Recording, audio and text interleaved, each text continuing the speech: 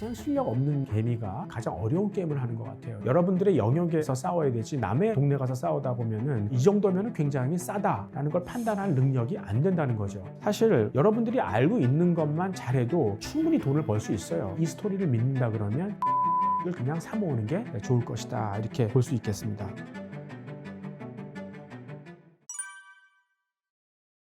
그동안 미국이 잘했던 게 금리를 낮추니까 그 돈들이 스타트업, 그러니까 새로운 신성장 기업들로 막 갔지 않습니까? 쉽게.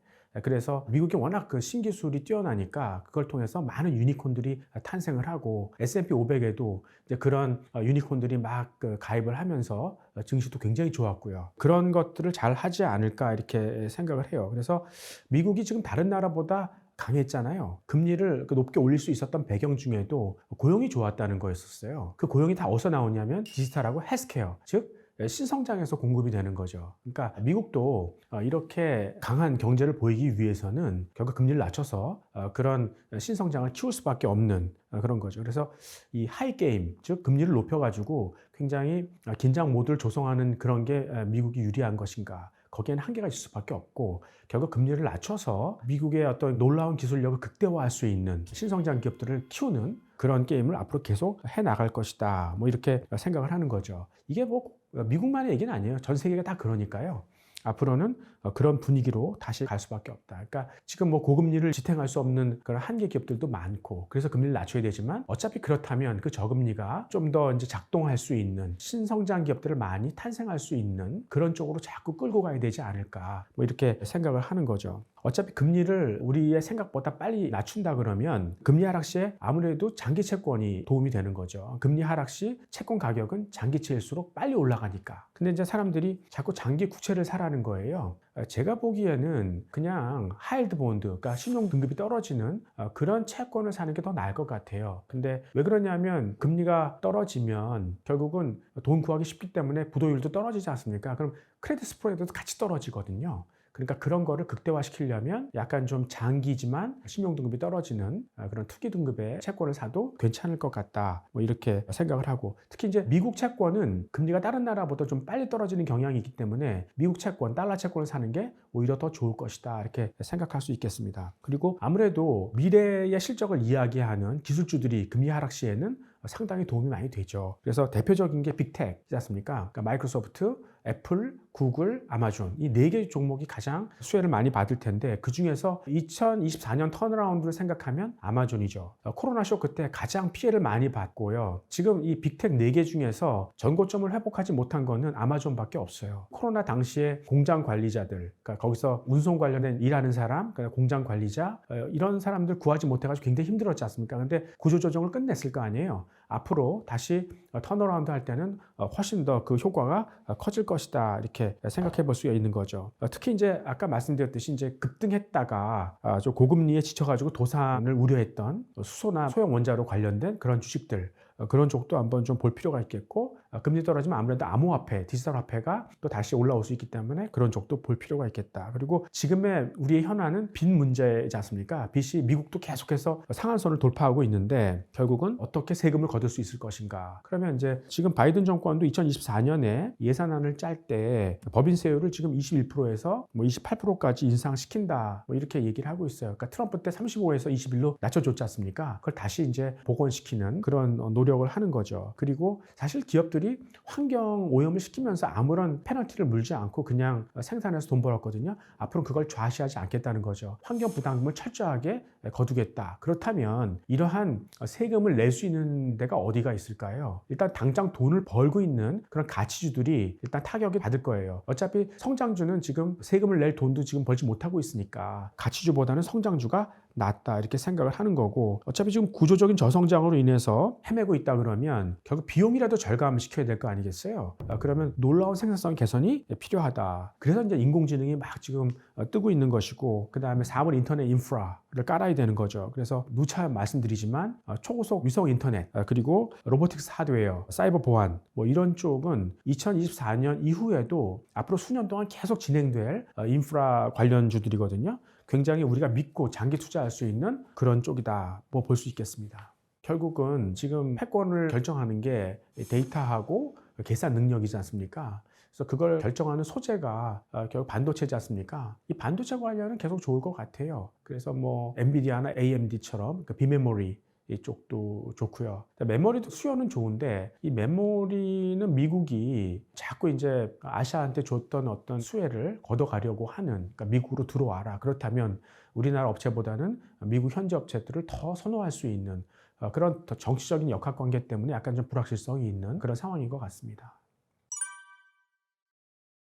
화폐만 다른 거를 쓰는 게 아니고요. 암호화폐가 기존 규제의 틀 밖에서 새로운 어떤 사업 기회를 만들어 보겠다 하는 거로 볼 수 있습니다. 근데 이제 미국의 딜레마가 뭐냐면 이런 어떤 새로운 부가가치를 만드는 어떤 그런 디지털 경제가 분명히 필요한 걸 안다. 그리고 어차피 디지털 화폐로 갈 수밖에 없다면 자기가 그런 새로운 패러다임을 주도를 해야 되는데, 근데 문제는 디지털 화폐를 인정하다 보면 달러의 가치가 훼손될 수도 있어요. 그러니까 외환보유고에 굳이 달러를 채우지 않고 암호화폐를 끼워넣을 수 있으니까. 그리고 이게 통제되지 않는 경제잖아요. 그러니까 어떤 제재를 하고 싶어도 이게 말을 안 듣는 자율경제니까 어떤 기득권, 대표적인 게 미국이죠. 그리고 유태인 금융자본이 될 수 있겠죠. 그러니까 그들이 지금 암호화폐나 디지털 경제를 굉장히 압박하고 규제하는 거거든요. 근데 이러한 민간 경제를 주도하는 곳은 빅텍이에요. 아까 말씀드린 마이크로소프트, 애플, 구글, 아마존이라는 거죠. 근데 이제 얘네가 뭘 하냐면 민간을 똑똑하게 하는 거죠. 아주 스마트하게. 그러니까 챗 GPT가 그런 거 아니겠습니까? 우리가 이제 리서치하는 것도 훨씬 편해진 거 아니겠어요? 이제 대중이 금방 똑똑해지는 거죠. 그래서 새로운 사업을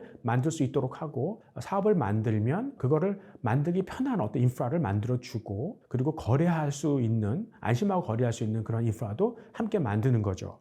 그래서 결국은 이 민간 경제를 주도하는 것은 빅텍이에요. 중요한 것은 대중이 결국 스마트해지느냐 하는 거죠. 그러니까 지금은 기득권이 이거를 막 억제하고, 빅텍도 그래서 규제를 막 심하게 하고 말리고 있지만, 결국은 민심이 돌아선다면 그러면 어쩔 수 없이 이 경쟁을 갈 수밖에 없고, 여러분들이 이 스토리를 믿는다 그러면 지금 이 빅텍 4개 주식을 그냥 사모으는 게 좋을 것이다, 이렇게 볼 수 있겠습니다. 그리고 이제 블록체인의 약점이라는 게 느리다는 거거든요. 해킹이 불가능해서 안정적이긴 하지만 좀 느려요. 그러니까 비자가 한 1초에 6만 5천 건 거래되는데 비트코인 블록체인이 한 1초에 5건밖에 안 되니까요. 근데 이제 이거를 어떻게 빠르고 안전하게 돌릴 수 있겠는가, 이걸 연구하는 천재들이 있어요. 그래서 그렇게 만든 플랫폼이 리플의 XRP예요. 그래서 저는 나중에는 이 빅텍이 암호화폐 시장도 장악하겠지만, 그때까지는 천재들이 만들어 놓은 좀 새롭고 신기한 그런 암호화폐도 이제 가치가 급등할 텐데, 그 중에 하나가 리플의 XRP다, 이렇게 말씀드릴 수 있겠습니다. 가장 실력 없는 개미가 가장 어려운 게임을 하는 것 같아요. 여러분들이 단기 트레이딩 하지 않습니까? 이게 워렌 버핏도 못해요. 여러분들이 어떤 주식을 샀을 때는 분명히 산 이유가 있을 거예요. 근데 단기 투자를 하지 않습니까? 근데 그 이유 외에도 굉장히 여러 가지, 그러니까 뭐 환율이라든가 뭐 금리, 그다음에 여러 가지 어떤 그 이벤트들이 막 결부돼 있어요. 그러니까 너무 많은 팩터들이 가만히 되는 거죠. 시간이 갈수록 여러분들이 투자 기간 늘린다면 이런 외생적인 변수들은 서로 상쇄가 돼서 없어지고, 여러분들이 처음에 샀던 그 이유만 딱 남게 되는 거거든요. 투자는 원래 그렇게 하는 거거든요. 근데 여러분들이 자꾸 단기 트레이딩을 하니까 굉장히 복잡해지는 그런 게임을 하는 거죠. 여러분들이 실수하는 게 주로 잘못된 정보에 많이 오해를 하시는 것 같아요. 그러다 보면 여러분들이 열심히 공부해서 처음에 샀던 이유들이 다 퇴색되어 버리는 거죠. 투자가 믿는 게 뭘까요? 결국은 기업이 성장한다는 거잖아요. 그러니까 중력은 밑으로 향하지만 주가는 위로 올라가는 성질이 있어요. 그러니까 기업이 매년 실적을 내는 만큼 주주가 투자한 거는 자기 자본 아니겠어요? 그리고 대가로 받는 건 순이익이죠. 자기 자본분의 순이익, 이게 자기 자본 이익률 아니겠어요? 자기 자본 이익률이 예를 들어 8%다. 그러면 이 기업이 너무 고평가되지 않으면 연간 8%씩은 계속 올라갈 힘이 있다는 거예요. 여러분들이 설령 좀 비싸게 샀더라도 나중에 좀 기다리면 이게 원금을 회복할 수 있는 그런 복원력이 주가는 있다. 트레이딩보다는 장기적으로 이걸 믿고 기다리는 그런 쪽이 좋지 않을까, 이렇게 생각을 합니다. 일단 전략 종목을 한번 생각해 보세요. 그러니까 여러분들이 이제 많이 알고 있는 그런 종목에 집중해서 투자를 하는 게 유리하다는 거죠. 그러니까 여러분들의 영역에서 싸워야 되지 남의 동네 가서 싸우다 보면은 굉장히 질 확률이 높다는 거죠. 그래서 여러분들이 알고 있는 건 이런 건데 다른 게 막 움직이기 시작하면 거기에 탐욕을 부리고 거기에 가다 보면 이제 다 털리고 나올 수 있는 뭐 그런 상황이 되는 거 아니겠어요? 투자는 공격보다 수비가 중요해요. 잃지 않는 게 중요하다는 거예요. 그러니까 골프 치시는 분들은 아시겠지만 한번 약간 좀 멘탈이 흔들리면 더블 보기나 트리플 보기 쉽게 하지 않습니까? 근데 버디하기는 쉽지 않지 않습니까? 그러니까 잃지 않는 게 중요하다는 거죠. 사실 여러분들이 알고 있는 것만 잘해도 충분히 돈을 벌 수 있어요. 그러니까 괜히 잘 모르는데 휩쓸리지 말자 하는 게 이제 제 생각이고, 또 하나 이제 드릴 수 있는 거는 기대 이익이 아무리 크더라도 이게 성공 확률이 너무 작으면 투자하지 말아야 되거든요. 환상적인 이벤트에 휩쓸려 다니지 않는 그런 평정심, 인내심 같은 것도 필요한데, 근데 재밌는 거는 이런 거를 이용할 수도 있어요. 그러니까 예를 들어서 지난번에 초전도체 얘기가 나왔었지 않습니까? 이게 만약에 성공했을 때는 엄청난 파장이 몰려오는 거 아니겠어요? 양자 컴퓨터라든가 핵 융합이 바로 성공할 수 있거든요. 사람들이 원래는 위험 회피형이에요. 위험을 별로 좋아하지 않는다고요. 일정한 리턴에 대해서 굉장히 위험을 제거하고 싶어 하는 거죠. 근데 그 기대 이익이 어느 수준을 넘어가게 되면 사람들이 위험 선호용으로 그냥 돌변하는 그런 순간이 발생하거든요. 그러니까 이런 거를 이용할 필요는 있을 것 같아요. 성공 시에 어떤 기대 이익이 아주 큰 사안에 대해서는 사람들이 어차피 거기에 환상을 갖고 몰려들 테니까 그 순간에는 잠깐 샀다가 순발력 있게 샀다가 얼른 빠져나오는 뭐 그런 전략도 한번 이용해 볼 수 있을 것 같습니다. 먼저 투자 결정의 빈도를 좀 줄이는 게 좋을 것 같아요. 여러분들이 계속 맞출 확률은 적지 않습니까? 그러니까 너무 사소한 이벤트에 대응을 하지 말아 주십사 이렇게 부탁을 드리는 거고, 그걸 뒤집어서 얘기하면 여러분들이 매수했던 이유는 사소하지 말아야 되는 거죠. 그리고 보통 이제 무릎에서 사서 어깨에 팔라고 하는데 어깨에서 파는 건 좋아요. 주가가 충분히 올라가서 좀 지쳤다. 그래도 계속 올라갈 수도 있겠는데 라고 생각할 수 있겠지만, 혹시 여러분들이 시장이 모르는 것을 알고 있다. 내가 시장을 이길만 하다. 어떤 패를 쥐고 있다. 그러면은 견딜만 한데, 그렇지 않다면 그냥 팔고 나오시는 게 좋을 것 같아요. 왜냐하면 주가는 천천히 올랐다가 급하게 떨어지거든요. 여러분들이 처음에 주가가 올라갈 땐 좋은 게 있으니까 올라가겠죠? 그럼 사람들이 이게 좋은가 보다. 그러면은 점점 더 많은 사람들이 이제 그 좋은 점에 대해서 알아가는 거잖아요. 그러다가 나쁜 게 하나 딱 발생을 하면 그럼 모두가 다 알게 되는 거잖아요. 그러니까 급하게 빠진다고요. 그러니까 파는 거에 대해서는 순발력 있게 빨리 나오는 게 좋다 이렇게 얘기를 하는데, 결국 이제 여러분들이 사는 종목의 그 수익률이 시장 수익률을 하회한다. 시장 수익률도 못 맞춘다. 언더퍼폼한다. 이렇게 되면 조심하셔야 돼요. 그러니까 돈이 다른 쪽으로 빠져나가고 있다는 걸 의미하는 거잖아요. 그래서 탄력이 떨어지면 바로 빠져나오는 게 좋다라고 얘기하는 거고, 대신 무릎에서 사지는 마세요. 여러분들이 무릎을 평가할 능력이 안 된다는 거예요. 주가가 하락했다는 얘기는 나쁜 일이 발생했다는 건데 더 나쁜 일이 발생할 확률이 훨씬 더 높아요. 그리고 여러분들이 이제 이 정도면 굉장히 싸다라는 걸 판단할 능력이 안 된다는 거죠. 보통 이런 걸 하는 투자자들이 워렌 버핏을 포함한 가치 투자자인데, 그분들은 보통 투자 기간이 20년 정도 돼요. 그러니까 그 기업이나 산업에 대해서는 빠삭하게 알고 있는 거죠. 여러분들은 그걸 판단할 능력이 안 되니까 일단 주가가 돌아서는 거 보고 따라 사는 게 훨씬 더 안전하다. 그게 맞다고 생각하는 거죠. 그리고 시장가로 매매하는 게 좋을 것 같아요. 그러니까 여러분들이 막 고민해서 공부해서 이제 이거 사야 돼. 그러니까 더 이상 의심할 수 없을 때까지 의심해서 이제는 판단이 섰어요? 그러면 시장가로 사세요. 그러니까 조금 더 몇 푼 싸게 사고 비싸게 팔려고 노력하지 말라는 거죠. 그러니까 그러다가 기회를 날리는 게 훨씬 더 비용이 많이 든다. 판단이 섰으면 바로 시장가로 그냥 사버리는 게 좋을 것 같다. 이렇게 좀 조언을 드리고 싶습니다. 주가나 거래량 보고 매매를 많이 하시는 것 같은데 그런 걸 따라다니기 쉽지 않잖아요. 그러니까 좀 선행적인 지표가 있는지를 한번 보세요.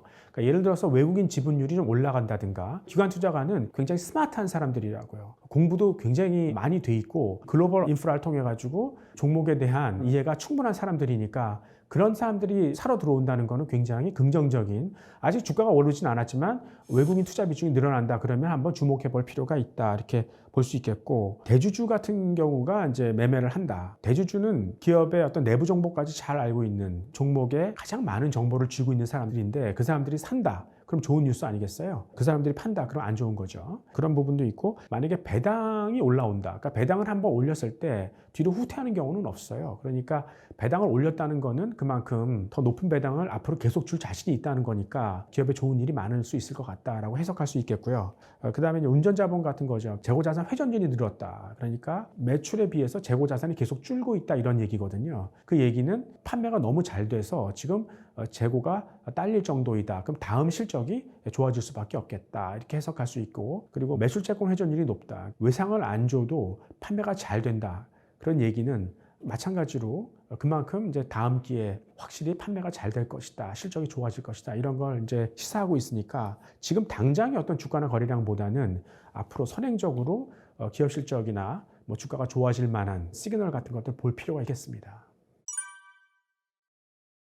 어차피 될 주식이냐를 많이 봐요. 그러니까 과거에 한번 급등했던 거는 사람들이 한번 관심을 가졌던 거지 않습니까? 그러니까 다시 오를 개연성이 있는 거죠. 근데 다만 지금 그 시기가 아니라서 잠깐 사람들이 놓고 있는 거죠. 근데 우리가 생각했던 것보다 그 시기가 좀 빨리 올 수 있다 그러면은 관심을 갖고 매집할 수 있는 거예요. 어차피 주가가 누워 있기 때문에 편하게 매집할 수 있는 거죠. 그게 망하지만 않는다면 편하게 매집하면서 다음번 세컨 점프 할 때가 그렇게 멀리 남지 않았다 이렇게 생각하면 계속 매집할 수 있는 거죠. 뭐 수소경제나 뭐 소형 원자로가 그런 거 아니겠어요? 사람들은 과거에 한참 올랐다가 다 깨진 주식들이거든요. 근데 우리가 생각했던 것보다는 훨씬 먼저 올 수 있을 것 같아요. 뭐 수소 같은 경우도 석유를 쪼개서 쓰는 그런 과정 속에서 그 다음에 소형 원자로도 국방 차원에서 그러니까 그렇게 본다 그러면 이런 것들을 한번 쭉 매집해 주면 어떨까 뭐 이런 생각도 하고 다만 이제 한번 테크 주식이나 뭐 바이오 주식을 한번 비교를 해보세요. 그러니까 테크 주식이 한번 올랐다가 깨졌다. 그러면 이런 거는 한번 매집해 줄 수 있어요. 얘네들이 망할 염려는 없지 않습니까? 근데 바이오 같은 경우는 누워서 긴다 하더라도 그거는 망할 수도 있어요. 이거는 좀 매집하는 거에 어떤 차원이 좀 다른 거죠. 그러니까 여러분들이 신성장주가 누워서 긴다 하더라도 매집할 수 있는 게 있고 없는 게 있으니까 그거는 분간을 하고요. 바이오 같은 건 확실한 이해력이 없으면 사지 않는 게 좋을 것 같습니다. 2024년을 시작하면서 많은 분들이 시장이 별로 좋지 않을 것이다. 되게 심심한 시장이 될 것이다. 2023년에 이미 다 올랐기 때문에 2024년은 굉장히 조용한 시장이 될 거라고 생각하는데 제가 생각하기에는 고용이 그렇게 나쁘지 않을 것 같거든요. 그러니까 금리가 떨어져서 신성장 기업들이 좀 활력을 찾으면 고용도 생각보다 좋을 것 같고 그렇다면 소비나 뭐 다른 지표도 좋게 나올 수밖에 없기 때문에 그리고 돈이 증시로 흘러들면 우리가 생각했던 것보다는 조금 더 기회가 많을 것 같아요. 그래서 조금 더 이제 불리시하게 시장을 보는 게 좋을 것 같습니다. IT 산업과 반도체를 전체적으로 함께 볼 생각입니다. 왜냐하면 반도체는 IT 산업을 이루는 근간이고 핵심이 되기 때문에 최근 서울에서는 물 들어왔을 때 노져야죠. 대형 평수 아파트 하나, 소형 하나, 한가 하나 바꿔도 돈이 남아. 이것만 아셔도 부동산의 가격 전망을 어느 정도 하실 수 있다.